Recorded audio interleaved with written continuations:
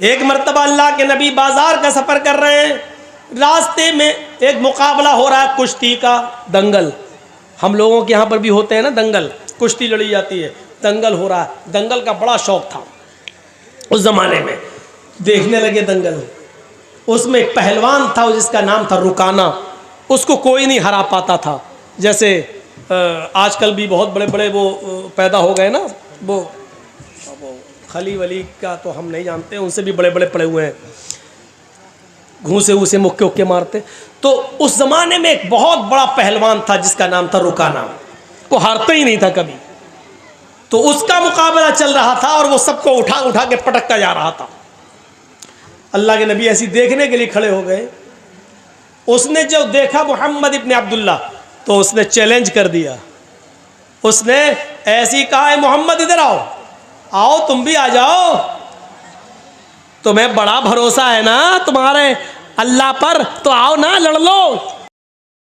अस्सलामुअलैकुम दोस्तों, आज हम फिर लेकर आए आपके लिए मौलाना जर्जिस साहब का बयान। बहुत ही ज़बरदस्त बयान है दोस्तों। आप सभी से दरख्वास्त करते हैं कि इस बयान को पूरा मुकम्मल ज़रूर सुने। तो चलते हैं बयान की ओर। आपने कहा रुकाना मैं लड़ने नहीं आया, मैं देखने आया हूं कि ये दंगल क्या है। उसने मुस्कुराते हुए सब लोगों के सामने चीख कर कहा, आए मोहम्मद, अगर तुम मुझे उठाकर पटक दो, अगर तुम मुझे हरा दो तो मैं इस्लाम कबूल कर लूंगा। जब कहा कि आ जाओ लड़ लो, तो आपने कहा नहीं, मैं लड़ने नहीं आया। जब ये कहा कि अगर तुम मुझे शिकस्त दे दोगे, मुझे हरा दोगे, तो मैं इस्लाम कबूल कर लूंगा, तो आप चले गए। इस्लाम का मामला आया तो आप चले गए। चलो, तेरे जैसे पहलवान की ज़रूरत भी है दीन को। आप आगे बढ़ गए। ये कितनी बड़ी बहादुरी थी। और कोई मौलाना जर्जीस के सामने खड़े होकर कह दे कि तुम खली के मुकाबले में आ जाओ, तो मैं तो जाऊंगा ही नहीं। कोई है, कोई मुकाबला है?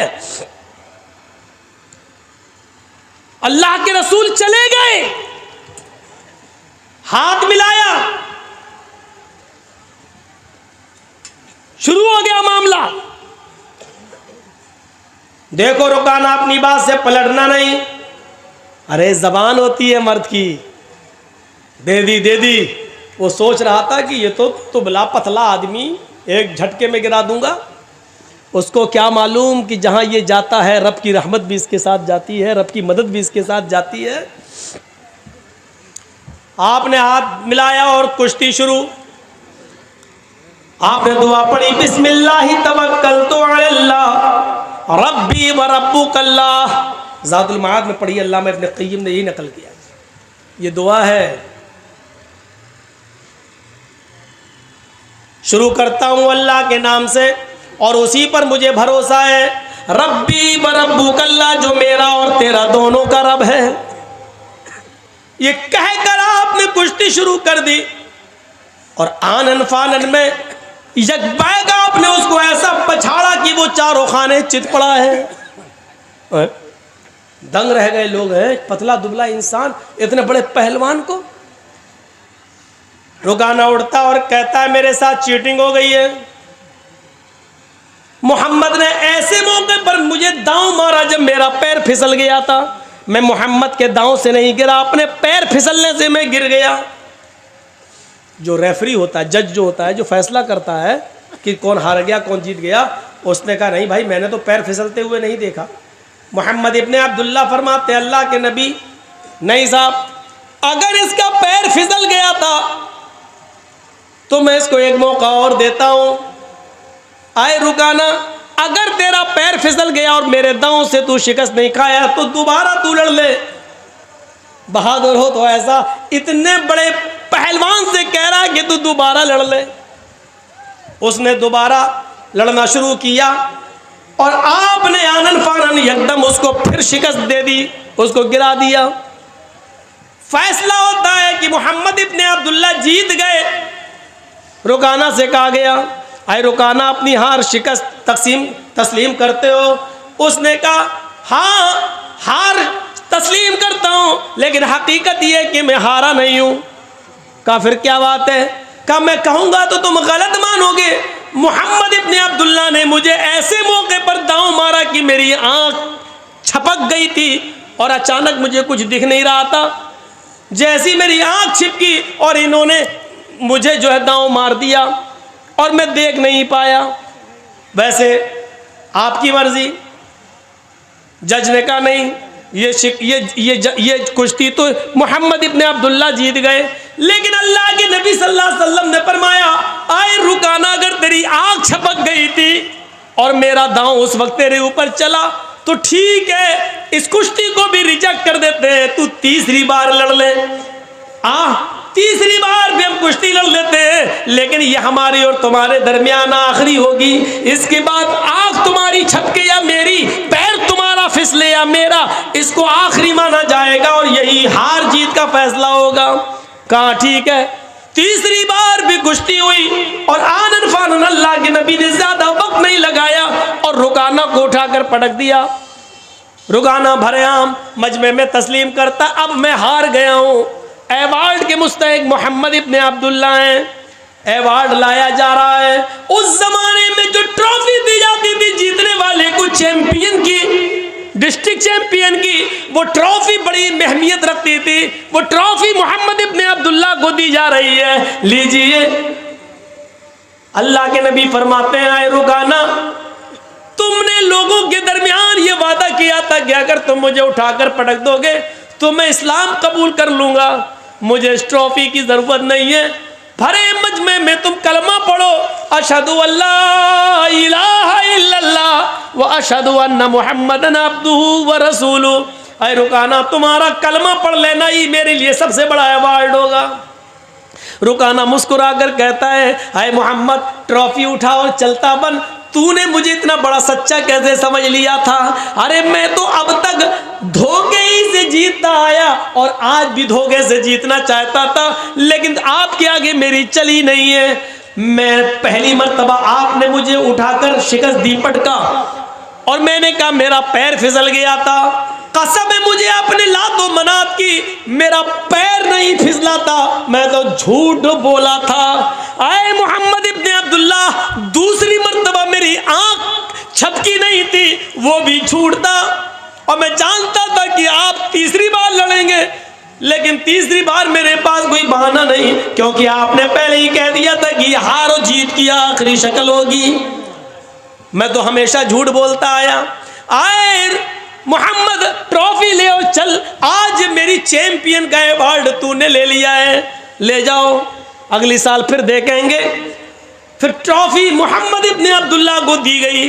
अल्लाह के रसूल ने उस ट्रॉफी को अपने हाथ में लिया और जैसे उस ट्रॉफी को अपने हाथ में लिया, फरमाया, लोगों रुक जाओ, मैं लड़ने नहीं आया था, कुश्ती लड़ने का मेरा कोई इरादा नहीं था। यह अलग बात है कि मैंने रुकाना को शिकस्त दी, अब जीता हुआ मैं माना जा रहा हूं, लेकिन लोगों में लड़ने नहीं आया था। रुकाना तो माहिर है लड़ने में, रुकाना ही को अवार्ड मिलता। अगर मैं न लड़ता तो आज रुकाना ही अवार्ड लेके जाता। जब मेरी लड़ने की नीयत ही नहीं थी तो मैं अवार्ड क्यों लूं? इस अवार्ड का असली हकदार रुकाना है, मैं नहीं हूं। आए रुकाना, तुम इस्लाम नहीं लाते हो मत लाओ, तुम दीन कबूल नहीं करते हो मत करो, लेकिन यह अवार्ड मैं नहीं लूंगा, क्योंकि मेरी लड़ने की नीयत नहीं थी और मैं नहीं लड़ता तो यकीनन यह अवार्ड तुम ही जीतते। अब यह अवार्ड मैं तुम्हें दे रहा हूं। जैसे अल्लाह के नबी उसके करीब गए और उसके हाथों में अवार्ड दिया, लो। रुकाना उस अवार्ड का ही भूखा था, उसने पकड़ा और मोहम्मद इब्ने अब्दुल्ला को आज इतने करीब से देखा, अवार्ड दे रहे हैं, इतना बड़ा एजाज, इतना बड़ा अवार्ड जो बादशाह की तरफ से दिया जाए, वो अवार्ड मोहम्मद इब्ने अब्दुल्ला मुझे दे रहे हैं और कह रहे हैं मुझे इस अवार्ड की जरूरत नहीं, इसके हकदार तुम हो। रुकाना उस अवार्ड को पकड़ता है और नबी के चेहरे को देखता है। आज उसने करीब से नबी के चेहरे को देखा, चेहरा देख कर ही आइडिया लगा लिया, ये चेहरा किसी झूठे का नहीं हो सकता है। मुहम्मदुर रसूलुल्लाह के चेहरे की चमक जिसको देखकर कभी जाबिर इब्ने समुरा ने कहा था, आए मोहम्मद, कभी मैं आसमान पर चमकते हुए चांद को देखता हूं और कभी आपके चेहरे को देखता हूं, तो काबे के रब की कसम मुझे ऐसा लगता है कि चांद आसमान पे जो चमक रहा है उसको हुस्न और नूर मिला है तो वो आपके चेहरे से मिला है। आसमान पे चमकने वाला चांद भी आपके चेहरे की रोशनी का हकदार है, वो भी आपके चेहरे से रोशनी लेकर गया है। उस चेहरे को देखकर कभी हसन इब्न साबित ने कहा था, वो अहसन मिनका लम तरकत आईनी व अजमल मिनका लम तलिदिन निसाउ। आज मोहम्मद इब्न अब्दुल्लाह आपको देखता हूँ तो ऐसा लगता है कि वह अहसन मिनका लम तरकत आईनी, मेरी आंखों ने आपसे पहले इतना हसीन चेहरा देखा ही नहीं। वो अजमल मिनका लम तलिदिन निसाउ, और दुनिया की किसी औरत ने आपसे खूबसूरत बच्चा पैदा किया ही नहीं है। आप हसीन है, जमील है, इस चेहरे को बार बार देखता है रुकाना, अवार्ड पकड़ता है और थोड़ी देर के बाद अवार्ड उठाकर जमीन पर पटक देता है और कहता है मोहम्मद मुझे इस अवार्ड की नहीं, उसी अवार्ड की जरूरत है जो आप दुनिया को देते हैं। वो अशहदु अल्ला इलाहा इल्लल्लाह व अशहदु अन्ना मुहम्मदन अब्दुहु व रसूलुहु, ये कलमा पढ़ता है रुकाना और इस्लाम कबूल कर लेता है। माफ कीजिएगा मेरे भाइयों, अल्लामा इब्न क़य्यिम ने ज़ादुल मआद में लिखा है कि रुकाना इस्लाम ले आया, लेकिन मौलाना अबुल कलाम आज़ाद ने लिखा वो इस्लाम से मुतासिर हुआ है लेकिन इस्लाम उसने कबूल नहीं किया था। लेकिन मैंने जो हवाला आपको दिया है वो ज़ादुल मआद का दिया इब्न क़य्यिम का कि उन्होंने कलमा पढ़ लिया और इस्लाम के दायरे में दाखिल हो गए। अल्लाह के रसूल सल्लल्लाहु अलैहि वसल्लम का ये अखलाक देखकर बहादुरी दिखाना मकसद था मुझे कि आप इतने बड़े पहलवान के सामने खड़े हो गए। ये उस बहादुर नबी की कौम है जो आज बुज़दिली का शिकार होती है और बहुत जल्दी मायूस हो जाती है, बहुत जल्दी मायूस हो जाती है। इसको फैसले करना नहीं आता है, ये कौम मुत्तहिद नहीं होती है। मेरे भाइयों, कितने 20 साल से जलसों में आ रहा हूँ आपके आसपास के इलाकों में और बार बार कह रहा हूं कि मुसलमानों अपनी ताकत को पहचानो, बार बार कह रहा हूं कि सुनो, तुम इस मुल्क के प्रधानमंत्री नहीं बन सकते, ये फैक्ट है। या सिस्टम ऐसा बना दिया गया है कि तुम राजा नहीं बन सकते, तुम वजीर आजम नहीं बन सकते इस मुल्क के। लेकिन अगर तुम एक हो जाओ, अगर तुम मुत्तहिद हो जाओ और पूरे भारत के मुसलमान एक प्लेटफार्म पे कायम हो जाएं, तो मैं ये कसम खाकर कह सकता हूं कि रब्बे काबा की कसम तुम्हारे बगैर भी कोई प्रधानमंत्री नहीं बन सकता, कोई वजीर आजम नहीं बन सकता। तुम अपनी ताकत को पहचानो, तुम अपने वजूद को पहचानो, तुम बटोगे तो उसका फायदा दूसरों को होगा और हो रहा है। तुम्हें बांटा जा रहा है, तुम्हें अलग अलग बांटने के लिए बाकायदा लोगों को पाला जा रहा है, बाकायदा लोगों को उतारा जा रहा है। तुम्हारे दरमियान ना इत्तेफाकी पैदा कराई जा रही है, तुम्हारे वोटों को तकसीम करने की प्लानिंग बिहार के बाद बंगाल में भी हो रही है। तुम पहचान नहीं पा रहे हो, समझ नहीं पा रहे हो। यह तुम्हें होश के नाखून लेने की जरूरत है, समझने की जरूरत है। प्लानिंग अच्छी होनी चाहिए तुम्हारी, जो अभी तुम्हें होश नहीं आ रहा है, तुम्हें होश नहीं आ रहा है। होश आएगा, इलेक्शन के बाद होश आएगा, अभी नहीं आएगा। हम प्लानिंग नहीं समझ पा रहे। हम ये समझते हैं कि मौलाना जर्जीस ने हम प्रधानमंत्री के बारे में ऐसा बोल दिया, यही हमारा हीरो हो गया है। मेरे भाइयों, हमें जज्बात से नहीं, होश के नाखून लेने की ज़रूरत है और इस वक्त बहुत होश की ज़रूरत है, इस वक्त बड़े होश की ज़रूरत है। इस होश के नाखून लीजिए, वरना आपके भाटोल से जो गोश्त जाता है कलकत्ता वो भी नहीं जा पाएगा। मौलाना को इतनी बारीकी की बात मालूम भी है, जासूस लगाए हैं मैंने हर जगह, सब मालूम है मुझे। मेरे भाइयों, एहसास पैदा करिए अपने अंदर, एहसास और इज्तिमाइयत अपने अंदर पैदा करिए। कितने जलसों में मैंने कहा है कि बड़े नुकसान से बचने के लिए छोटा नुकसान कर दो अपना। अभी मैं अपने भाई का पैर कटवा के आया हूँ टाटा हॉस्पिटल में, अपने फुफेरे भाई का कैंसर हो गया था। 10 साल पहले ऑपरेशन कराया था, डॉक्टर ने बचा लिया, लेकिन 10 साल के बाद फिर अटैक हुआ उस पर कैंसर का, और यही कैंसर, उसने कहा पैर नहीं बचा पाऊंगा और कटवाया। वो मना कर रहा था, मैंने कहा नहीं, तुम्हें ज़िंदा रहना है। एक तरफ ज़िंदगी थी, एक तरफ पैर था। वो नहीं चाहता था कि पैर कटे, उसने कहा मर जाने दो, जितने दिन ज़िंदगी जी लेने दो, ऐसी ज़िंदगी से क्या फ़ायदा। लेकिन मैंने उसको कहा नहीं, ज़िंदगी रहेगी तुम्हारी, कम से कम बच्चों का चेहरा देखोगे, उसके कलेजे से पूछो। जान चली जाए ये बड़ा नुकसान है, पैर कट जाए ये छोटा नुकसान है, लेकिन बड़े नुकसान से बचने के लिए अगर छोटा नुकसान करना पड़ रहा है तो कर दो, कर दो। छोटा नुकसान करके अगर तुम्हारी जान बच रही है तो बचा लो। मुसलमानों, बंगाल की सरजमीन पर बड़ा नुकसान क्या है तुम जानते हो, और छोटा नुकसान क्या है वो भी जानते हो। अगर बड़े नुकसान से बचना चाहते हो और उस पर अगर आपको छोटे नुकसान की कुर्बानी देनी पड़ रही है तो दे दो, लेकिन बड़े नुकसान से अपने आप को बचा लो। बिल्कुल वो हाल है कि मेरी बीवी के बच्चा पैदा हो रहा है, डिलीवरी का टाइम है, डॉक्टर ने कह दिया कि नहीं, खतरनाक माहौल है, या तो माँ को बचा सकता हूँ या बच्चे को, इन दोनों में से किसी एक को बचा सकता हूँ। और जर्जी साहब कलेजे में पत्थर रख कर कहते हैं कि बीवी को बचा लो, बच्चा जा रहा तो जाने दो, बीवी रहेगी तो बच्चे और भी आ जाएंगे, लेकिन ये किसी की बेटी है, किसी की बहन है, वो लोग बर्दाश्त नहीं कर पाएंगे। इसलिए छोटा नुकसान अगर हो रहा तो कर दो, बड़े नुकसान को बचा लो, यानी बीवी को बचा लो और बच्चा जा रहा तो जाने दो। हालांकि बच्चे से भी हमें मोहब्बत है, लेकिन छोटा नुकसान हम गवारा कर रहे हैं बड़े नुकसान से बचने के लिए।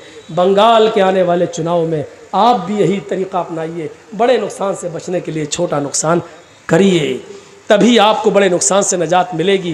पूरा हिंदुस्तान तुम्हारे बंगाल की तरफ नज़र जमाए बैठा हुआ है। मुसलमानों, इस वक्त यूपी की नज़रें भी तुम्हारी तरफ हैं, पूरे इंडिया की नज़रें तुम्हारी तरफ हैं, बल्कि पूरे हिंदुस्तान नहीं, पूरी दुनिया की नज़रें तुम्हारे चुनाव की तरफ हैं, तुम्हारे इलेक्शन की तरफ हैं। ये तुम्हें फैसला करना है कि हमें कहाँ जाना है और कहाँ नहीं जाना है। हम किसी पार्टी का प्रचार करने नहीं आए यहाँ पर, ना मेरा हक है प्रचार करने का, और न कभी हम प्रचार करने के लिए किसी की तरफ से उतरे।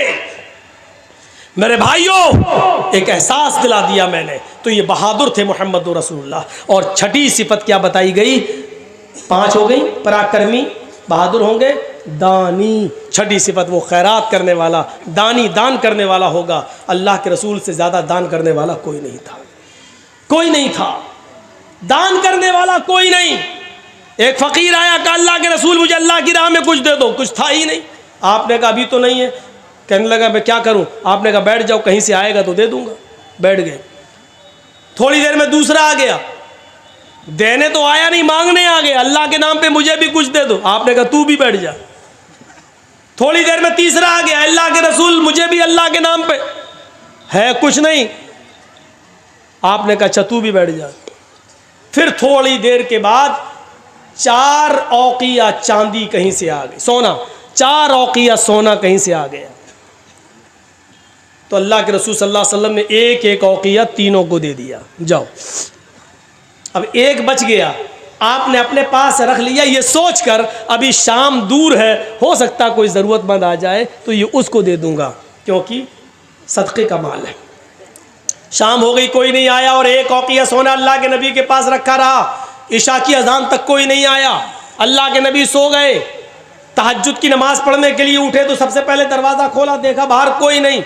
वो सोना अल्लाह के नबी के तकिए के नीचे रखा हुआ था, एक औकिया। आपने वुजू बनाया, फिर बाहर निकले, देखा कोई नहीं, फिर अंदर आए, 2 रकात नमाज पढ़ी, फिर आप बाहर निकले कि देखे कोई ज़रूरतमंद मिल जाए उसको दे दूं, लेकिन कोई नहीं। फिर आपने 2 रकात नमाज पढ़ी, फिर बाहर निकले, कोई ज़रूरतमंद दिख जाए उसको दे दूं, लेकिन कोई नहीं। फिर आप आए, फिर 2 रकात नमाज पढ़ी, फिर ज़रूरतमंद को देखा, लेकिन कोई नहीं। हज़रत आयशा कहती है अल्लाह के रसूल मैंने आपको कभी ऐसा नहीं देखा, आप बार बार बाहर जाते हैं, फिर आते हैं, फिर नमाज पढ़ते हैं, फिर बाहर जाते हैं। आपका पेट तो ठीक है, मोशन तो नहीं हो गए हैं, या आप बार बार क्यों जा रहे हैं बाहर? आपको दस्त तो नहीं लग गए, लेटरिन तो नहीं हो रही है? अल्लाह के नबी कहते नहीं आयशा सो जाओ, तुम सो जाओ। फरमाया मैं कैसे सो जाऊं? मेरा सरताज, मेरा शौहर परेशान हो, बार बार घर से निकलता हो, बिस्तर पे आता हो, कमरे में आके नमाज पढ़ के फिर बाहर जाता हो, फिर बेचैन हो और बार बार बाहर निकल रहा हो, और मैं सो जाऊं? फरमाया आयशा निकाला सोना का, इस एक औकिया सोने ने मेरी नींद हराम कर दी है, मुझे सोने नहीं दे रहा है, ये सदक़े का माल है, ज़रूरतमंद का हक है कि उसको पहुंचाऊं। मैं ये सोच में पड़ गया कि 4 औकिया आया था, 3 तो मैंने दे दिया, 1 बच गया।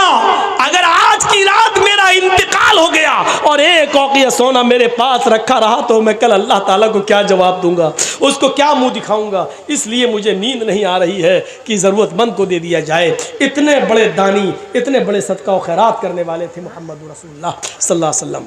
छठी सिफत हो गई दानी, और 7वीं है कृतज्ञ। एहसान करेंगे लेकिन जताएंगे नहीं। अल्लाह के रसूल ने जिस पर एहसान किया कभी जताया नहीं। मैंने तुम्हारे साथ ऐसा किया। आज बहुत से लोग बोला ना, हाँ क्या हुआ, वो एक प्रोग्राम चाहिए। नहीं साहब डेट खाली नहीं। अरे भूल गए मुझे, नहीं पहचान पा रहा हूँ। अरे वो मिले थे ना फलां जगह होटल में, हमने खाना खिलाया था।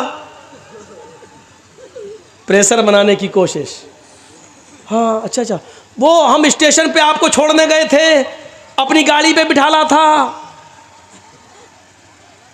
प्रेशर। अच्छा, अरे भाई देखेंगे। अच्छा बहुत जल्दी भूल गए। अरे भूले नहीं, सब याद आ गया भाई, लेकिन अभी डेट नहीं है। अरे बड़े अजीब आदमी हो यार, एहसान करेगा लेकिन जताएगा नहीं। अल्लाह के रसूल सल्लल्लाहु अलैहि वसल्लम ने कभी एहसान करके जताया नहीं।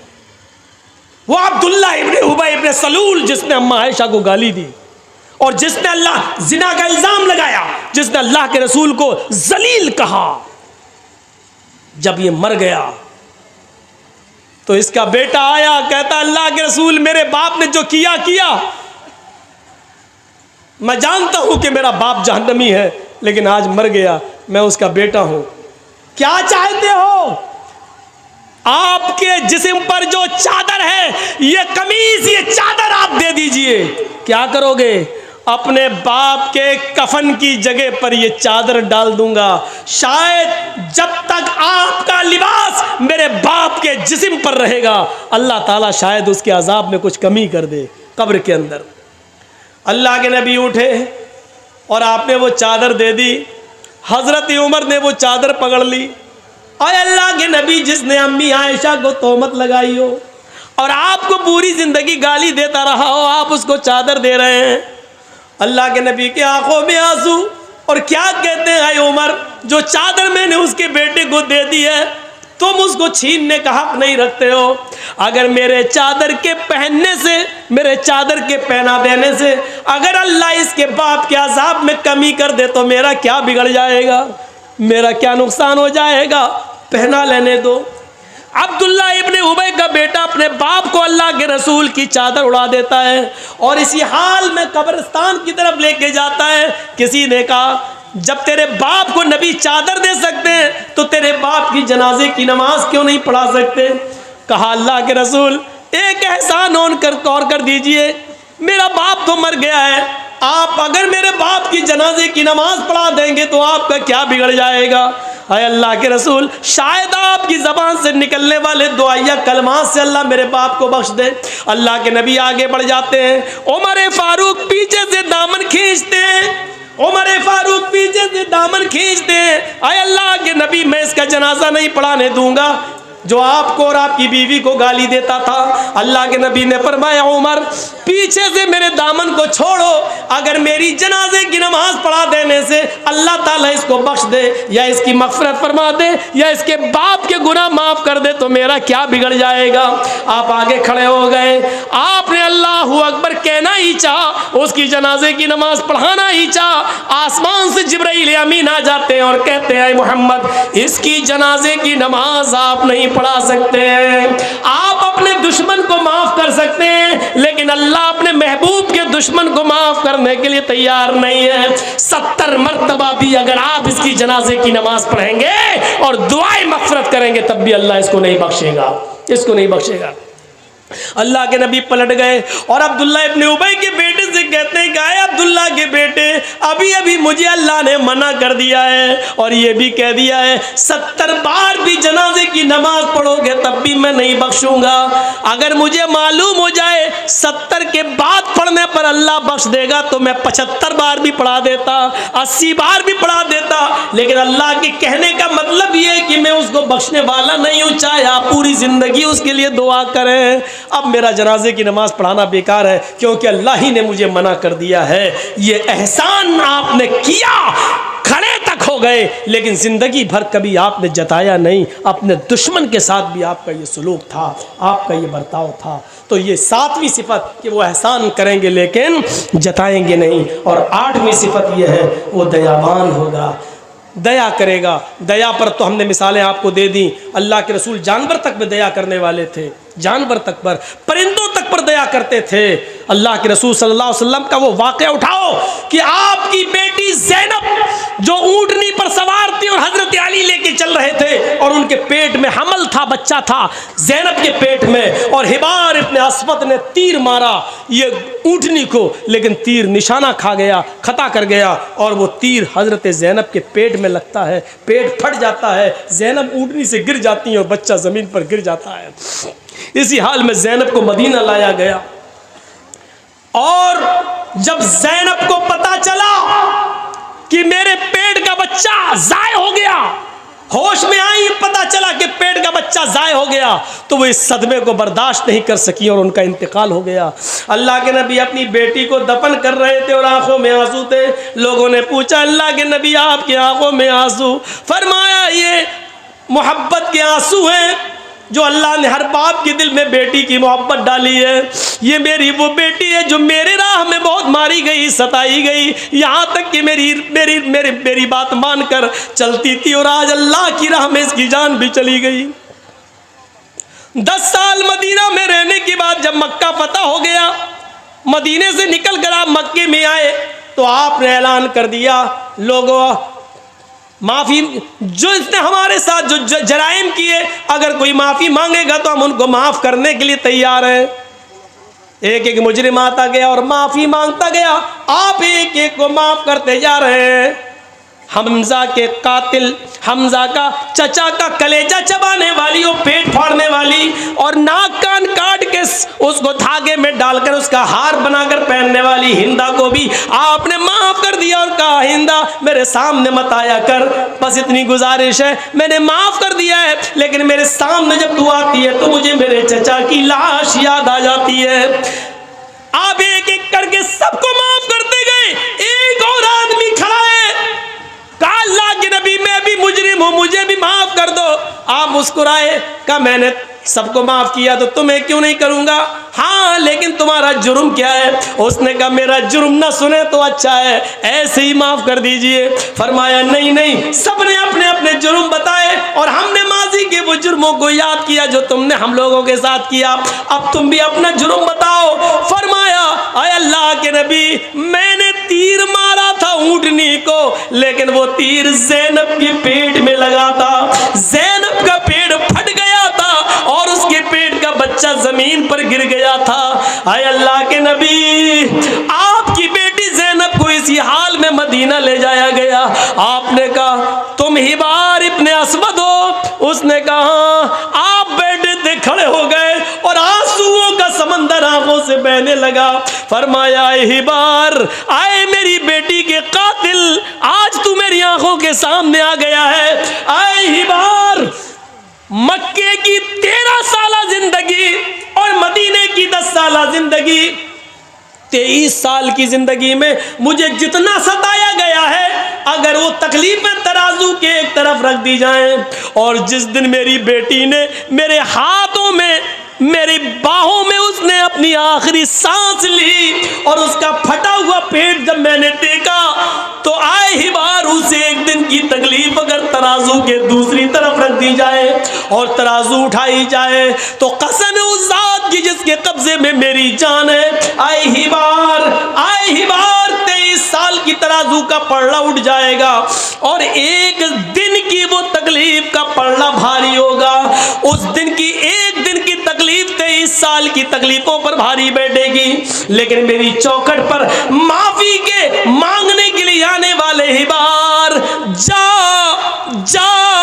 ओ मेरी बेटी के कातिल, जा, मैंने तुझे भी माफ कर दिया। हिबार, जा, मैंने तेरा खून भी बख्श दिया।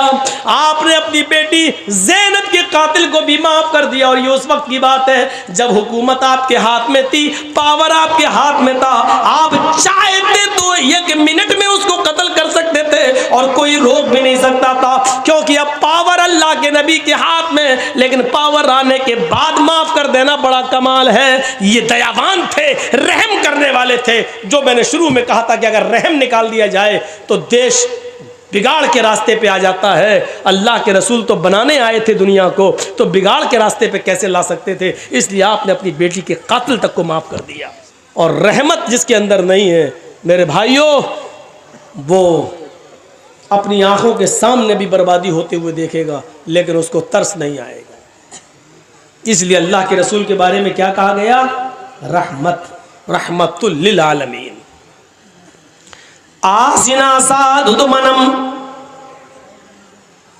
साधुओं की तरह जिंदगी गुजारेगा। ये बड़ी अच्छी सिफत बताई है।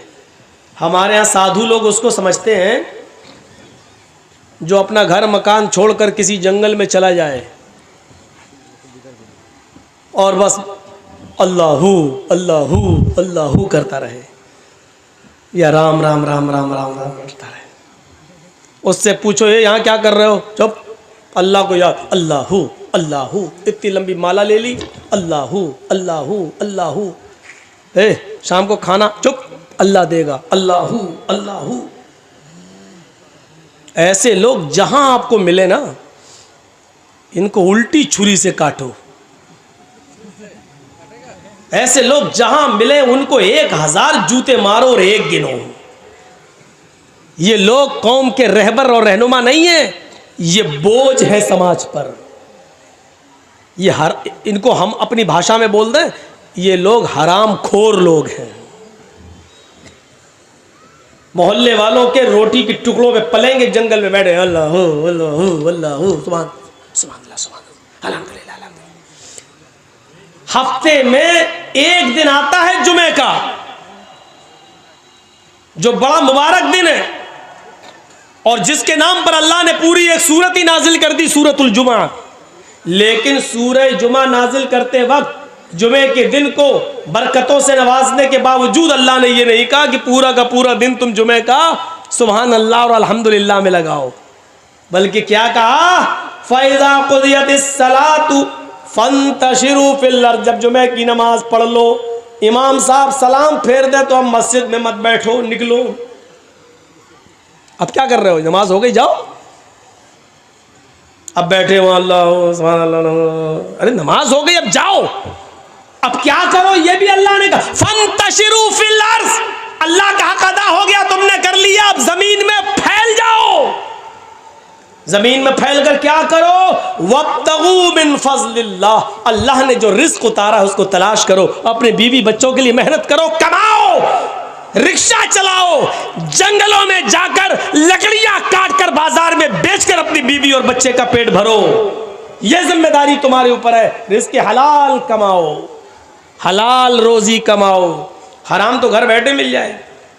एक फ़ोन कर दो, आपके बच्चे को नौकरी दिलवा रहे हैं, मेरे फलां से बड़े अच्छे ताल्लुकात, अच्छा अच्छा ठीक है, 50,000 रुपये भेज दो, आ गया। आज तो मेरा घर चली गया है, 1 महीना चल जाएगा, 1 महीने के बाद फिर दूसरी टोपी पहनाएंगे। कहा वब्तगू मिन फज़लिल्लाह, रिस्क तलाश करो अल्लाह का। जुमे का दिन भी पूरा का पूरा अल्लाह ताला ने ये नहीं कहा कि इबादत में गुजार दो, और ये बैठा हुआ है वहाँ अल्लाह अल्लाह, बीवी बच्चों को सबको छोड़े हुए अल्लाह अल्लाह। गौतम बुद्ध ने ऐसा किया था, शादी की, एक बच्चा भी पैदा हुआ, उसका नाम राहुल था, और जब वो गृहस्थी नहीं चला पाए बेचारे, बीवी बच्चों के झमेले में पड़ गए, तो बीवी छोड़ी, बच्चा छोड़ा, भाग गए जंगल में। और लोगों को क्या बेवकूफ़ बना दिया, हम सच्चाई की तलाश में जा रहे हैं, सत्य ढूंढने के लिए जा रहे हैं, और फिर वो पूरी जिंदगी उन्होंने जंगल में गुजारी, अल्लाह अल्लाह करते हुए, राम राम करते हुए, भगवान को याद करते हुए। और लोगों में मशहूर हो गया, बुद्धिस्टों में, कि वो तो सच्चाई की राह में अपनी बीवी को त्याग करके, अपने बच्चे को छोड़कर, अपनी बीवी को छोड़कर सच्चाई की तलाश में चले गए। सच्चाई की तलाश में उन्होंने अपनी पूरी ज़िंदगी जंगल में गुजार दी। अल्लाह के रसूल ने ऐसी ज़िंदगी गुजारने से मना किया है कि जंगलों में चले जाओ और अपनी बीवी बच्चों को छोड़ दो, नहीं, फरमाया कि बीवी का भी हक अदा करो, मजदूरी भी करो, मेहनत भी करो। इबादत के बाद सबसे पहले हुक्म क्या दिया? फ़इज़ा क़ुज़ियतिस सलात, नमाज पढ़ ली, अब दूसरा हुक्म क्या है? फंतशिरू फिल अर्ज़, जमीन में फैल जाओ। और उसके बाद ऑर्डर क्या है? वब्तगू मिन फज़लिल्लाह, रिज़्क़ रोजी तलाश करो, अल्लाह का फजल तलाश करो, हराम मत कमाओ। तुमने अल्लाह की इबादत कर ली, उससे मांग भी लिया। भाई दोनों सजदों के बीच में आप बैठे थे, दुआ की थी अल्लाहुम्मा ग़फ़िरली वरहमनी वहदनी वआफ़नी वरज़ुक़नी। आपने रिज़्क़ सब मांग लिया, रिज़्क़ भी मांग लिया, मग़फ़िरत भी मांग ली, रहम भी मांग लिया, आफ़ियत सेहत तंदुरुस्ती सब कुछ मांग ली, उसमें आपने रिज़्क़ भी मांग लिया। लेकिन मांगने से काम नहीं चलेगा, मांगने के बाद प्रैक्टिकल करके दिखाओ, यानी कमाओ और मेहनत भी करो और फिर अल्लाह पर तवक्कुल करो। यानी अब आप मेहनत करो और भरोसा अल्लाह पर करो, इंशाअल्लाह हाथ पैर मार रहा हूं तो अल्लाह में देगा। दोनों चीजें, ये नहीं कि हमने मांग तो लिया नमाज में वरज़ुक़नी अल्लाह में रिज़्क़ दे, अब बैठ गए अल्लाह देगा अल्लाह देगा, बैठ गए। क्यों? हमने मांगा तो है भी नमाज के बाद, अल्लाह से मांगा अल्लाह देगा अल्लाह देगा। ऐसे तो अल्लाह ने इब्राहीम अलैहिस्सलातु वस्सलाम की बीवी हाजरा के बेटे इस्माइल के लिए भी ज़मज़म का चश्मा जारी नहीं किया। हाजरा देख रही है मेरे बेटे के होंठ सूख चुके हैं और इब्राहीम मुझे अल्लाह के भरोसे पर छोड़कर चले गए, लेकिन अल्लाह ऐसे तो नहीं देगा कि हम हाथ पे हाथ धरे बैठे रहें। कुरान पढ़िए, हदीस पढ़िए। हाजरा अपने बच्चे के पानी के लिए दौड़ती हैं, पहले भागती हुई जाती हैं, सफा पहाड़ी के ऊपर चढ़ जाती हैं, दौड़ती हुई जाती हैं, सफा पहाड़ी के ऊपर चढ़ जाती हैं और सफा से झांक कर देखती हैं कि देखे कोई कबीला रहता हो नीचे, अगर कोई गांव है, बाशिंदे हैं, कोई रहाइश है किसी की, तो मैं नीचे चली जाऊं और अपने बच्चे के लिए थोड़ा सा पानी ले आऊं। लेकिन झांक कर देखती हैं बियाबान जंगल है, चलो वो एक और पहाड़ी है, उस पहाड़ी पर चलती हूँ, शायद उसके नीचे कोई बस्ती रहती हो। सफा से दौड़ती हो, मरवा की तरफ भागती हैं, कभी आहिस्ता चलती हैं, कभी तेज चलती हैं। मरवा पहाड़ी पर पहुंच जाती हैं, वहां से झांक कर देखती हैं, उधर भी कोई कबीला नहीं, कोई गांव नहीं, कोई बस्ती नहीं। सफा से मरवा, मरवा से सफा, सफा से मरवा, मरवा से सफा, सफा से मरवा, मरवा से सफा, फिर सफा से मरवा 7 चक्कर लगाती हैं और 7 चक्कर लगाने के बाद थक गई, आ गई अपने बेटे के पास का, अल्लाह मेरे शौहर इब्राहिम मुझे और इस बच्चे को तेरे हिफ्ज़ व अमान में छोड़ के गए, तेरे भरोसे पर छोड़ कर गए, और मैं एक औरत हूँ, जितना दौड़ना था मैंने दौड़ ली, जितनी मेहनत करना थी मैंने कर ली अपने बच्चे के पानी के लिए।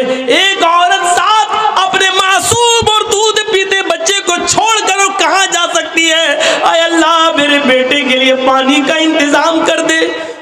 दिल से जो आह निकलती है वो असर रखती है, पर नहीं ताकत परवाज मगर रखती है।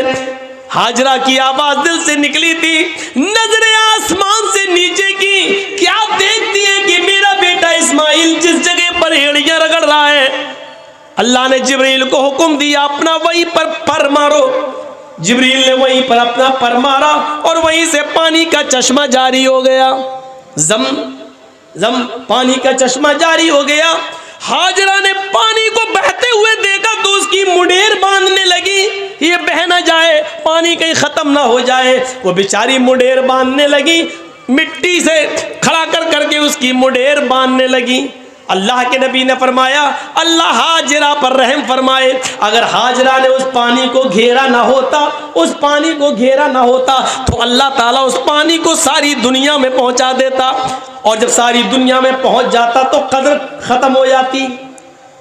जो चीज़ आसानी से मिल जाए तो उसकी कदर ख़त्म हो जाती है। आज गंगा जल की कोई कदर नहीं है, आदमी ले तो लेता है लेकिन जल्दी पीना नहीं चाहता, क्योंकि वो जानता कि गंगा में कितने लोग क्या क्या करते हैं, वो जानता है। लेकिन अकीदा है इसलिए ले आता है, बेचारा भर कर ले आता है।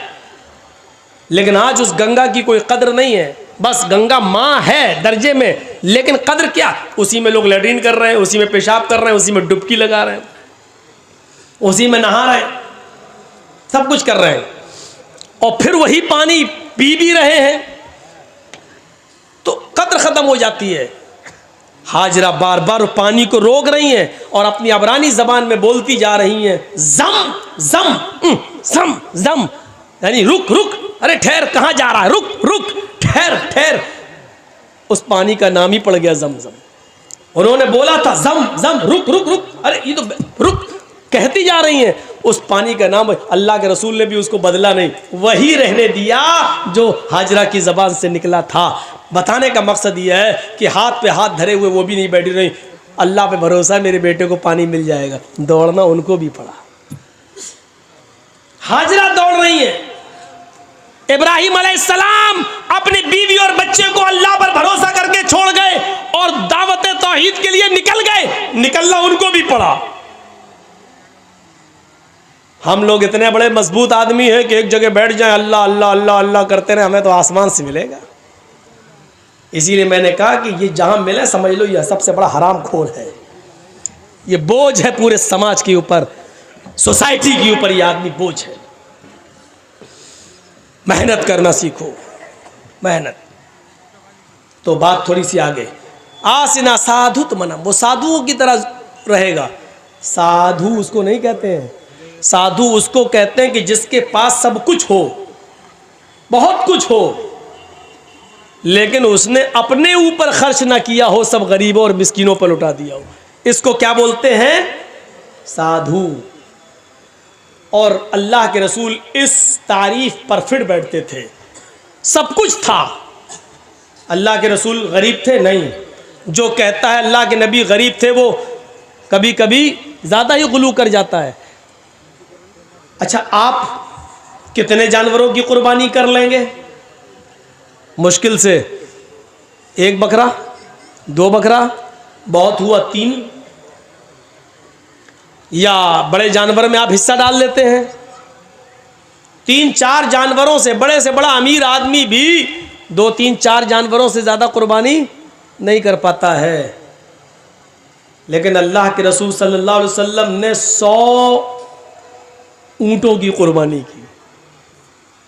और अरब के अंदर एक ऊँट बड़ा महंगा माना जाता है जिसको सुर्ख ऊँट कहा जाता है, सुर्ख ऊँटों की कुर्बानी की 100।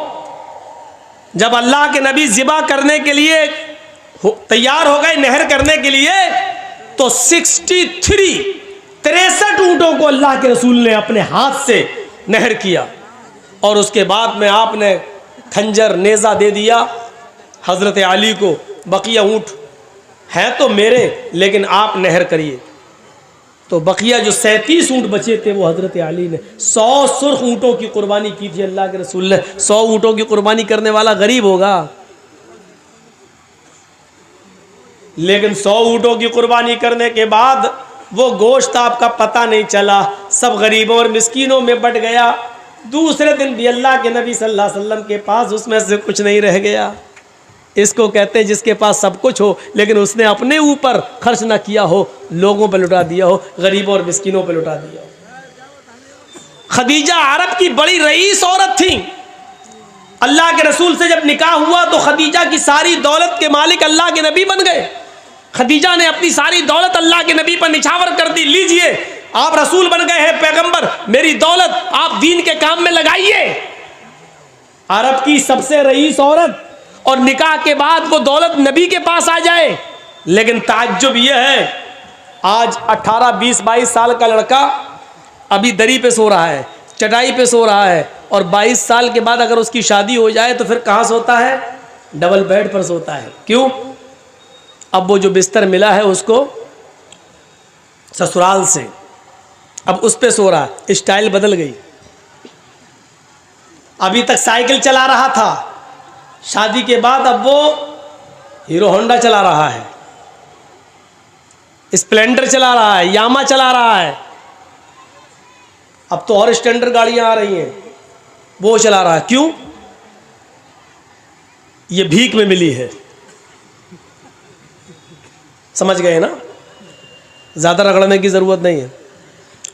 साइकिल अपने पास से खरीदी थी, उसकी हिफाजत थी बेचारी, पंचर भी नहीं होने देता था। और मोटरसाइकिल जब मिली है तो हर स्पीड बढ़ रही। क्यों? फ्री की गाड़ी है। मेरे लड़की के बाप ने इंटरनेशनल फकीर समझ के दे दिया। ले, नहीं दे रहे थे तो नाराज हो रहा था, तो भिखारी समझ के दे दिया। अल्लाह के नाम पे जो मांगे वो फकीर है ना। इसने तो अपने बेटे के नाम पे मांगा, मेरा बेटा 5 लाख की दुकान पे बैठता है, तू 50,000 की गाड़ी नहीं दे सकता।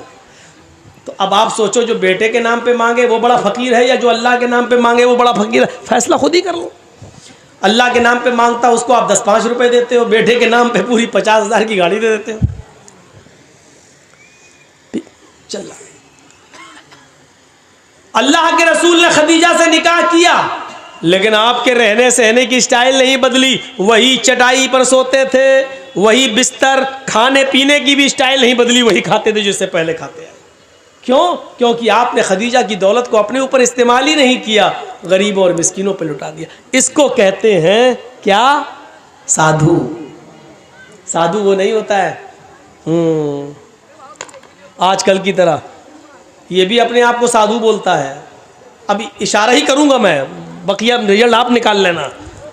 ज़रूरी नहीं है कि मैं सब नाम लूं और हर वक्त केस ही करवाऊं अपने ऊपर, बहुत हो चुके हैं, अब थोड़ा बचना भी चाहिए।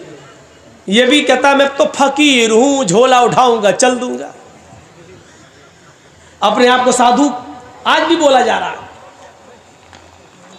अब दुनिया, अब दिमाग से सोचो, करोड़ों रुपए के फ्लाइट प्लेन पे सफ़र करता हो वो आदमी फ़कीर है। 10 लाख रुपए का सूट पहनकर ओबामा का स्वागत करता हो वो आदमी अपने आप को फ़कीर कह रहा हो। जिसकी जेब में पेन 1 लाख रुपए की कीमत का हो वो आदमी ये कहे कि मैं झोला उठाऊंगा चल दूंगा। कैसा लग रहा है ये जुमला? फ़कीरी का मजाक उड़ा के रख दिया गया। साधु उसको कहते हैं कि जिसके पास मालो दौलत की कमी ना हो, लेकिन उसने अपने ऊपर खर्च ना किया हो, सब कुछ गरीबों और मिस्किनों पे लुटा दिया हो। और इस तारीफ में मुहम्मदुर रसूलुल्लाह पूरे फिट उतर। तो कितनी चीजें हो गई? अश्व माशुक मारूहा, पहली चीज बुर्राक, घोड़ा मिलेगा जिस बिजली से भी ज्यादा तेज रफ्तार से चलेगा। देवदत्त, जगतपति, देवदत्त अल्लाह देगा, जगतपति जो पूरी दुनिया के लिए रक्षक बनकर रहमत बनकर आएगा, यानी मुहम्मदुर रसूलुल्लाह को, रहमतुल लिल आलमीन को। 2 चीज़ें। तीसरी चीज़ आसिना साधुक मनम, वो साधुओं की तरह रहेगा, यानी उसके पास मालो दौलत की कमी नहीं होगी, लेकिन वो मालो दौलत अपने ऊपर खर्च नहीं करेगा बल्कि गरीबों और मिस्कीनों में लुटा देगा।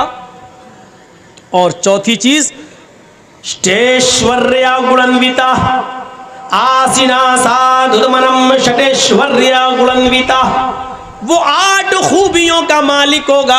ष्टेश्वर्या गुणान्विता, 8 खूबियों का वो मालिक होगा, उसके अंदर 8 खूबियां पाई जाएंगी।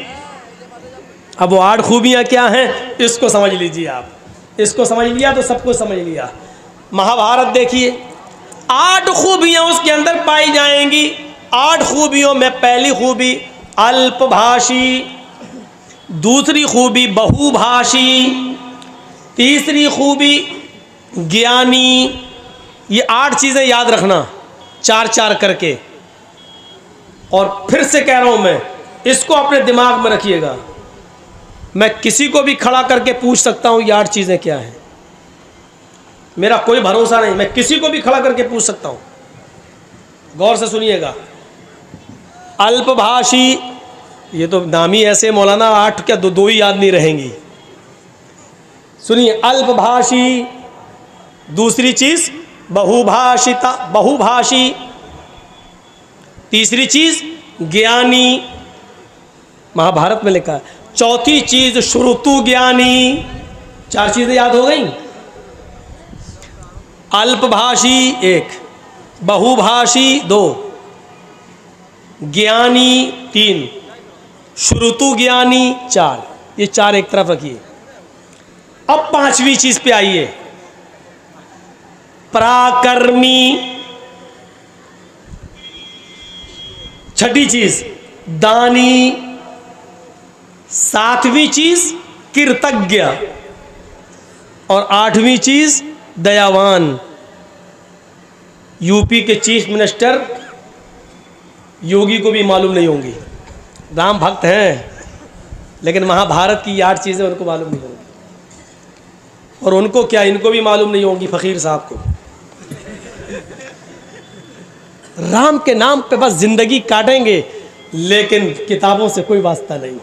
और अगर किताबें पढ़ लें अपनी, सच कहता हूँ, जो हिंदू धर्म को सच्चे दिल से अगर पढ़ ले तो वो ऐसा हो नहीं सकता जैसे ये आज है। मैं दावे के साथ कह सकता हूं। अब सुनिए एक एक का मतलब। पहली चीज क्या बताई थी मैंने? अल्पभाषी। 8 खूबियां उसके अंदर होंगी। पहली खूबी अल्पभाषी, कम बोलने वाला, बहुत कम बोलेंगे। कम बोलने वाला आज कोई दिखता ही नहीं है। और एक बेचारा था वो बिल्कुल ही कम, वो बोलता ही नहीं था, इनसे पहले वाला मनमोहन सिंह। वो बेचारे बोलते ही नहीं थे, हंसते रहते थे। और ये बेचारे चुप नहीं रहते हैं, ये बोलते ही रहते हैं। इनको खुद नहीं मालूम हम बोल क्या रहे हैं, झूठ है कि सच है। सऊदी अरब में गए थे हमारे हजरत, तो वहां के बादशाह से कहने लगे तोप देखकर कि ये कितना फेंकती है, मतलब इस तोप की रेंज कितनी है। तो वह सऊदिया के बादशाह ने कहा वल्लाही आपसे कम फेंकती है। हो गया जवाब, जो कहना था मैंने कह दिया। इन्होंने पूछा कि ये तोप की रेंज क्या है, कितना फेंकती है ये, तो उन्होंने कहा वल्लाह आपसे कम फेंकती है। तो समझ गए ना, कोई इतना फेंके कि उसका नाम ही मशहूर हो जाए फेंकू, तो ये तो बड़े ताज्जुब की बात होगी कि लोग उसको फेंकू के नाम से जाने लगे। तो ये तो एक अचंभे की बात है, ताज्जुब की बात है। और मौलाना अबुल कलाम आज़ाद ने यही तो कहा था, किसी भी झूठ को सच करना हो तो इतना फेंको, इतना उसको इतना बोलो कि सुनने में वो सच लगने लगे, ऑटोमेटिक वो सच हो जाएगा, ऑटोमेटिक। यही हो रहा है आजकल, यही है। अल्पभाषी, कम बोलेंगे। ये नहीं कहा कि बिल्कुल नहीं बोलेंगे, कम बोलेंगे। अल्लाह के नबी इतना कम बोला करते थे, इतना कम बोला करते थे, इतना कम बोला करते थे। मुस्लिम शरीफ किताबुस सलाम के अल्फाज है कि यहूदियों का एक गिरोह नबी अकरम के घर पे आया, दरवाजे को दस्तक दी। अल्लाह के नबी ने दरवाजा खोला। यहूदियों के इस गिरोह ने नबी के घर में आने से पहले नबी को देखा तो कहने लगे अस्सलामु अलैकुम, अस्सलामु अलैकुम। अस्सलाम नहीं कहा, क्या कहा? अस्सलामु अलैकुम या रसूल अल्लाह, आए अल्लाह के नबी आप पर मौत हो। ये नहीं कहा अस्सलामु अलैकुम आप पर सलामती हो, बल्कि यहूदियों के इस गिरोह ने क्या कहा? अस्सलामु अलैकुम, और जल्दी में कहा अस्सलामु अलैकुम, ताकि पता ना चले, शक ना हो जाए। अस्सलामु अलैकुम या रसूल अल्लाह, अल्लाह के रसूल आप पर मौत हो, आप बर्बाद हो जाएं। तो अल्लाह के नबी सल्लल्लाहु अलैहि वसल्लम कुछ मशकूक हो गए हैं, इसने सलाम कहा कि साम कहा। अब वालेकुमुस्सलाम कैसे कह दूँ इनको, जो आदमी हमारे लिए मौत भेज रहा है और हम कहें सलामती हो तुम पर? तो पता नहीं ऐसा ना हो कि अगर मैं वालेकुमुस्सलाम कह दूँ तो ये बुरा मान जाए और ये कहने लगे कि हमने तो सलाम कहा और आप हमें मौत भेज रहे हैं। तो अल्लाह के रसूल ने बहुत मुख्तसर जवाब दिया, वालेकुम। न सलाम कहा न साम कहा। क्या कहा आपने? वालेकुम, जो तुमने मुझ पर भेजा हो तुम पर हो गया काम, बात ही खत्म हो गई। इतना कम बोलते थे अल्लाह के रसूल। और इसी तालीम का नतीजा था कि अल्लाह के रसूल ने यह फरमाया था कि अपने ऊपर इस जबान को रोको।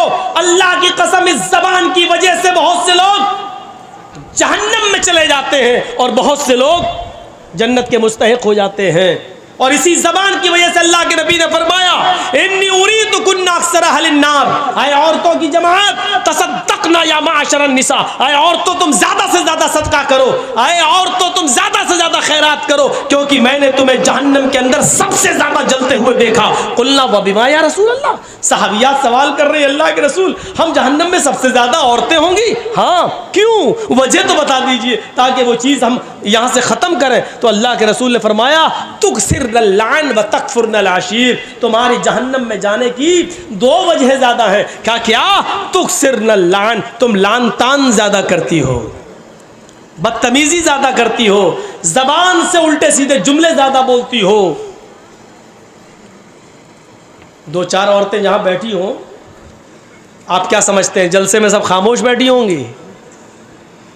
मुआयना करके देखिए, मेरी तकरीर समझ भी नहीं आ रही होगी, कहेंगी तो बंगला मौलवी थोड़ी, ये तो उर्दू वाला है। तेरी चप्पल कितने की? अच्छा ये कहाँ से लाई, कौन सी दुकान से लाई? ये सूट कितने का, ये साड़ी कितने की? आज तो उनकी ईद हो गई, जलसा होता है तो ईद का दिन होता है औरतों के लिए। 4 औरतें कहीं बैठ जाएं वो चुप नहीं रह सकती, इतनी सारी कैसे चुप रहेंगी? मछलियां पक रही होंगी, अच्छा है कि दूर इंतजाम किया जो यहां तक आवाज नहीं आ रही, वरना बहुत सी जगह तो बिल्कुल करीब में कर देते हैं कि जर्जी साहब भी डिस्टर्ब होते रहते हैं, इनकी सुने कि अपनी सुनाए। किसी बादशाह ने कहा था ना कि जो सबसे बड़ा झूठ बोलेगा उसको सबसे बड़ा इनाम देंगे, तो झूठों की कमी तो थी नहीं। एक आया झूठ बोला ना हक, कोई बड़ा नहीं। हमारे साहब अगर उस ज़माने में होते तो सबसे बड़ा अवार्ड इन्हीं को मिलता कि तुम वाकई तुम ही से अवार्ड के लायक हो।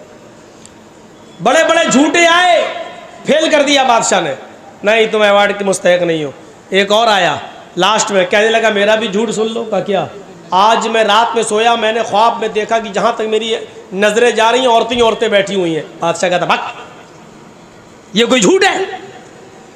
अरे ख्वाब में हो सकता है देखा हो, झूठ बताओ। उसने कहा पूरी बात तो सुनो मेरी। का क्या? मैंने ख्वाब में देखा कि जहां तक मेरी नजरें जा रही हैं सारी औरतें ही औरतें बैठी हुई हैं और सब खामोश हैं। बादशाह कहता क्या? का सब खामोश है? कहता हट, ये नहीं हो सकता।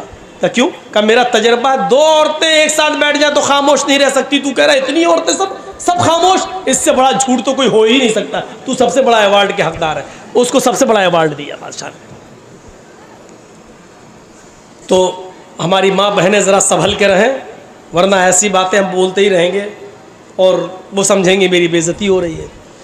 तो मेरे भाइयों, लान तान अबू बकर सिद्दीक तो ज़बान खींचा करते थे ये, और कभी कभी मिसवाक कान से निकालते थे हज़रत अबू बकर और ऐसे मिसवाक से मारते थे। लोग पूछते ये क्या कर रहे हैं? कहा इसको कंट्रोल कर रहा हूं। अल्लाह के नबी ने फरमाया इस जबान की वजह से बहुत से लोग जन्नत में चले जाते हैं और बहुत से लोग जहन्नम में चले जाते हैं। इस जबान पर अगर हमने काबू पा लिया तो सब काबू पा लिया। खुद अल्लाह के नबी सल्लल्लाहु अलैहि वसल्लम ने फरमाया तुम 2 चीज़ों की जमानत मुझे दे दो, मैं तुम्हें जन्नत की जमानत देता हूँ। कहा वो कौन सी चीज़ है? फरमाया अल फमु वल फर्ज, एक मुंह, एक ज़बान की ज़मानत मुझे दे दो कि जो बोलोगे सही बोलोगे और गलत बात इसका इस्तेमाल नहीं करोगे। और दूसरी शर्मगाह, यानी जिना नहीं करोगे, और शर्मगाह का जायज़ इस्तेमाल यानी शादी के बाद अपनी बीवी के साथ मिलोगे और किसी की तरफ नहीं देखोगे। तो ये 2 चीज़ों की ज़मानत तो मुझे दे दो, मैं तुम्हें जन्नत की ज़मानत देता हूँ। ये अल्लाह के नबी सल्लल्लाहु अलैहि वसल्लम ने गौर कर लिया। अल्पभाषी, कम बोलने वाले होंगे। कम बोलने की आदत डलवाने के लिए अल्लाह के रसूल ने रमज़ान के महीने में एतिकाफ रख दिया। आदत डालो, ज़बान पर कंट्रोल करो, एतिकाफ में बैठो। ये 10 दिन जब तुम कम बोलोगे और अपना ज़्यादा से ज़्यादा वक्त जिक्र और अस्कार में लगाओगे तो तुम्हारी आदत बन जाएगी। ज़बान का गलत इस्तेमाल करने से तुम रुक जाओगे। ऐसे काम बताए हैं अल्लाह के नबी सल्लल्लाहु अलैहि वसल्लम ने जिन पर अमल करके हम ज़बान को गलत गीबत, चुगली, हसद, कीना, बुग़्ज़, इनाद, दुश्मनी से रोक सकते हैं। पहली चीज़ क्या बताई महाभारत में? कम बोलने वाले होंगे। ये सिफत अल्लाह के नबी के अंदर पाई जाती थी। दूसरी सिफत बहुभाषिता, मुस्तकबिल की, भविष्य की बातें बताएंगे। मुस्तकबिल की बातें, भविष्य की बातें बताएंगे। इसका यह मतलब नहीं कि वो आलिमुल गैब होंगे। अल्लाह ताला जो नबी अकरम को बताएगा, जिब्राइल जो बताकर जाएंगे, वो अल्लाह के नबी लोगों को बताएंगे। मा यंतिकु अनिल हवा, मेरे नबी अपनी जबान से अपनी मर्जी से कुछ नहीं बोलते। इन हुवा इल्ला वह्यु यूहा, वो जो कुछ भी बोलते हैं अल्लाह की तरफ से वही के आ जाने के बाद बोलते हैं। मुस्तकबिल की, फ्यूचर की बातें अल्लाह के नबी ने बताई। ऐसा होगा, कयामत से पहले ऐसे होगा।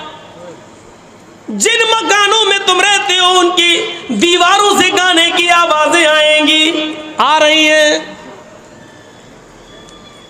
शराब हद से ज्यादा बढ़ जाएगी, बोलने की जरूरत ही नहीं है।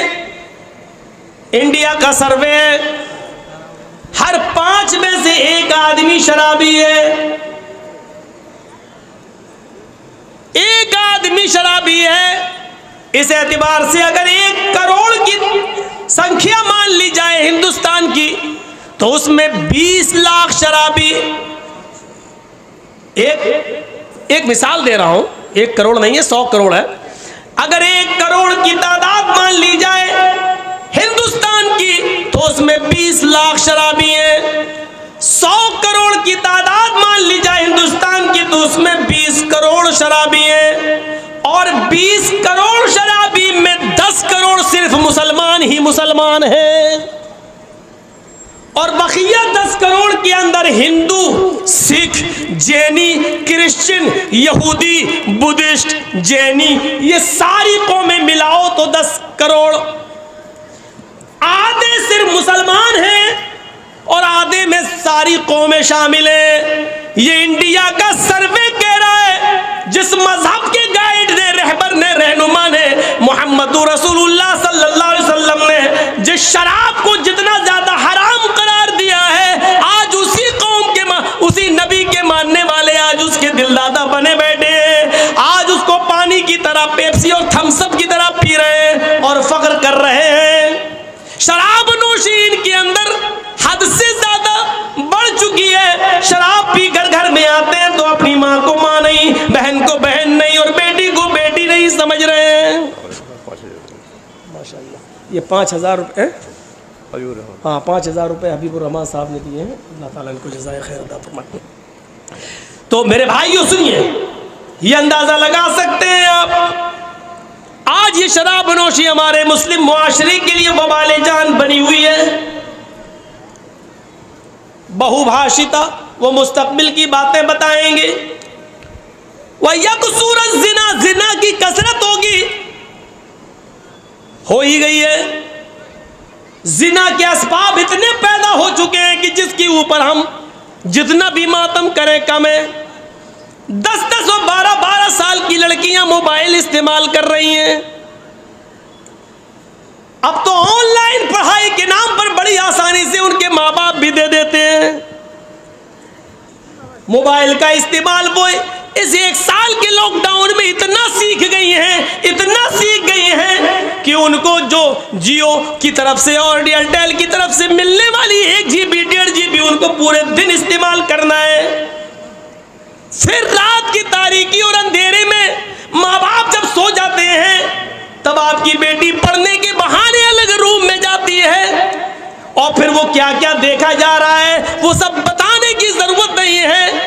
आज सूरत हाल ये हो चुकी है कि महाराष्ट्र के नागपुर के अंदर बाकायदा ये मीटिंगें हो चुकी हैं कि किस तरीके से मुसलमानों की लड़कियों को अपने घर की बहू बनाया जाए। कॉलेजेस में, ऑफिसों में वैकेंसी के नाम पर कितनी जगह खाली है लेडीज की, और अल्पसंख्यक लोगों के लिए मुसलमान बेचारे भरमार लगाए हुए हैं। फला कॉलेज में हमारी बेटी का एडमिशन हो जाएगा, जगह खाली है, और अकलियत के लिए जगह खाली है। अकलियत के लिए फार्म भरते हैं, लड़के जा रहे हैं तो उनको कहा जा रहा है जगह फुल हो गई, लड़कियां जा रही हैं तो उनको फौरन एडमिशन मिल रहा है। फिर जहां आग और पेट्रोल एक जगह पढ़ेंगे, एक जगह होगा, जाहिर बात है फिर माँ बाप भी नहीं रोक पाएंगे। और कितनी कोर्ट मैरिजें हो रही है महाराष्ट्र के अंदर, आप कुछ नहीं कर सकते क्योंकि आपकी बेटी 18 साल से ऊपर की हो चुकी है और कोर्ट ये कह कर निकाह कर रहा है कि लड़की को पूरी आजादी है अपना हमसफर चुनने की। मेरे भाइयों, ये सब कुछ इसी मोबाइल की देन है। इसी ने जिनाकारी के सारे असबाब और रास्ते खोल दिए जो आज हमने अपनी बेटियों के हाथ में दे रखा है। यहाँ सुन सब रहे हैं, लेकिन किसी एक की मजाल ऐसी नहीं कि सुनने के बाद जाए और अपनी बेटियों के हाथ से मोबाइल छीने कि मेरी बेटी, तुम्हें मोबाइल की क्या जरूरत है, तुम तो मेरे घर की जीनत हो, तुम तो मेरे जिगर का टुकड़ा हो, तुम किसी अपनी सहेली से बात करना है तो मेरे मोबाइल से बात कर लो, लेकिन मेरी बेटी तुम मोबाइल क्यों रखोगी, तुम मोबाइल क्यों चलाओगी। आज किसी अल्लाह के रसूल ने भविष्य की बातें बता दी और यहां तक बता दिया, निसाउन कासियातुन आरियातुन मुमीलातुन व माइलात। ओ लोगों, एक ऐसा जमाना आ जाएगा तुम अपनी आंखों से देखोगे औरतें लड़कियों को कि तुम देखोगे कि वो कपड़े तो पहने हुए होंगी, उनके जिस्मों पर कपड़े तो होंगे आरियात, लेकिन कपड़ा पहनने के बावजूद भी वो नंगी होंगी, कपड़ा पहनने के बावजूद भी बोरियां होंगी, कपड़ा पहनने के बावजूद उनके जिस्म नुमाया होंगे। आज कपड़ों की फिटिंग देख लो, इतने टाइट कपड़े कि कपड़ा, सुन लो मेरी बहनों, सुन लो मेरी माओ, सुन लो और मेरी कौम की बेटियों, फिर सुन लो, जो लड़की इतना टाइट शलवार कमीज ही क्यों ना पहने, साड़ी क्यों ना पहने, इतने टाइट कपड़े पहन ले कि कपड़ा पहनने के बाद उस औरत या उस लड़की के जिस्म का फिगर दिखाई दे रहा हो, उसकी बाहें दिखाई दे रही हो, उसके शरीर का, उसके जिस्म का फिगर दिखाई दे रहा हो कि ये इतने सेंटीमीटर होगा, ये इतने इंच होगा, ये सारी चीजें अगर नुमाया हो रही हो तो वो जिस्म चाहे कितना ढका हुआ हो, ये नंगे में शुमार है, ये उरिया में शुमार है, ये बरहनापन में शुमार है। अल्लाह के नबी ने ऐसी औरतों के लिए कहा है, आरियात कासियात, कपड़े तो पहने हुए होंगी, आरियात लेकिन नंगी कहलाई जाएंगी। दुनिया फैशन परस्त कहे, आज की मीडिया फैशन कहे, तुम उसको ये कहो कि आजकल का फैशन है, लेकिन मुहम्मदुर रसूलुल्लाह की शरीयत में उनको नंगा कहा जाएगा। वो आरियात है, वो बरहना है, वो नंगी है। मुमीलातुन व माइलात, लड़कों से बातें करती हो, लड़कों की तरफ माइल होती हो और लड़के भी अब उनकी तरफ झुकते हो, यानी हंस हंस कर बातें करती हो, गुफ्तगू करती हो, इतना मेकअप करके निकलती हो कि उनको देखकर लड़के फरेफ्ता हो जाएं और ये भी उनके ऊपर माइल हो जाएं। जब तुम ये देख लो अपने जमाने में और ऐसा माहौल देख लो तो ऐसी औरतों को देखकर सोच लेना, ला यदखुलनल जन्ना वला यजिदना रिहा, ऐसी औरतें जन्नत के अंदर दाखिल न होंगी, जन्नत तो दूर, जन्नत की खुशबू भी नहीं मिलेगी, जन्नत की खुशबू से भी महरूम हो जाएंगी। हमारे और आपके ऊपर है अपनी बेटियों को कैसे पहनाना है, कैसे कपड़े पहनाना है, क्या पढ़ाना है, कहाँ जाना है। यहाँ अच्छी बात है, अल्लाह का शुक्र है, सुना है लड़कियों का मदरसा चल रहा है, तालीम निस्वा बहुत ज़रूरी है औरतों की, लेकिन याद रखिएगा मेरे भाइयों, मदरसे के लोग मदरसे तक जिम्मेदार हैं। मदरसे के बाद जब आपकी बेटी आपके घर आएगी तो आप जिम्मेदार हैं, आपको देखना पड़ेगा।